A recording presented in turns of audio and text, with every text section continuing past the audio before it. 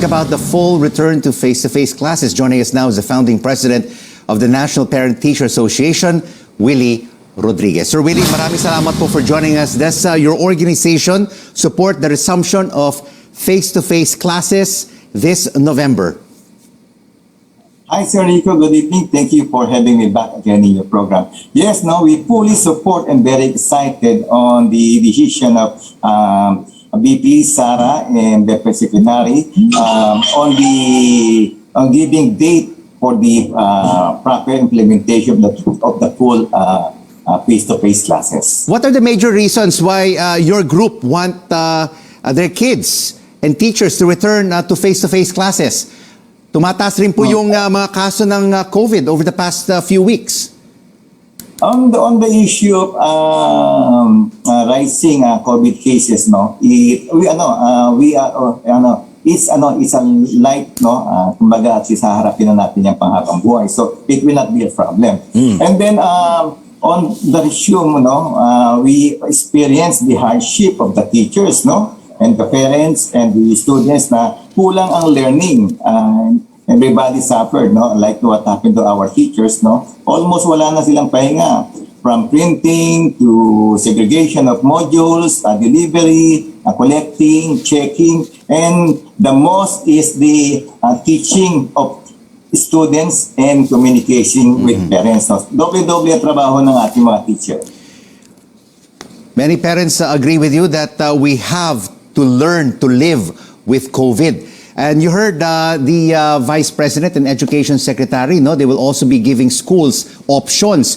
Do you agree that we should also have hybrid or blended learning or full online classes that should be given as options to the public or to the private educational institution? Or do you just basically support full face-to-face classes starting in November?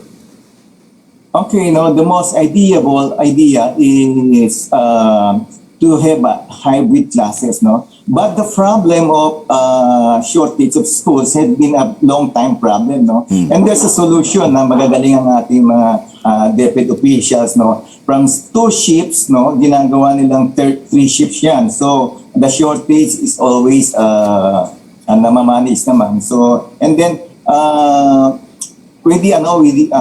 the only solution that kung magkukulang man is the hybrid. What about vaccines, Sir Willie? What is the PTA suggestions on how to deal with the vaxxed and unvaxxed students? Should there be segregation among the students? Well, if you impose the segregation, it will only put the keys to our discrimination. No? It will affect their psychological and mental problem. That has been a problem na nagsimula noong COVID times, no? And then sa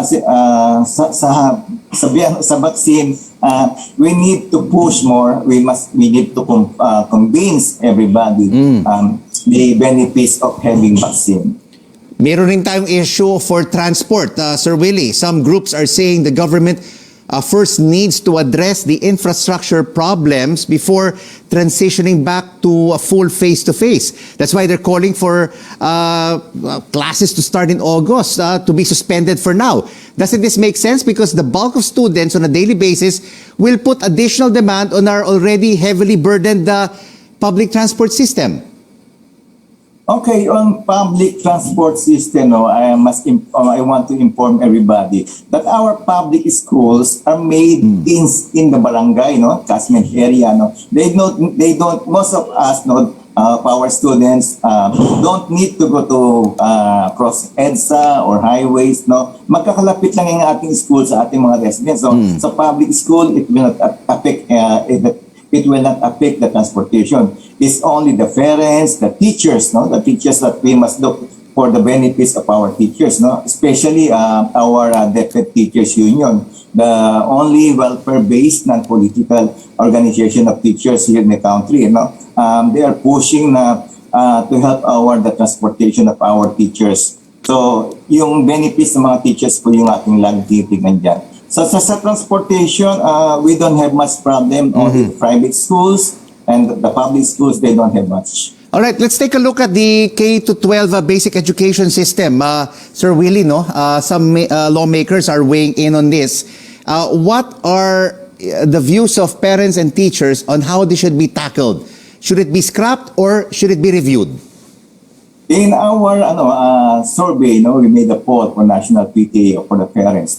What we had is about 80% to stop it. But the majority, like we're the only 2 countries in the world that are not K-12, So we must review it. So the only problem that our group sees is the job opportunity being promised for the K-12, Kulang po ang ating trabaho na naibibigay sa ating K-12.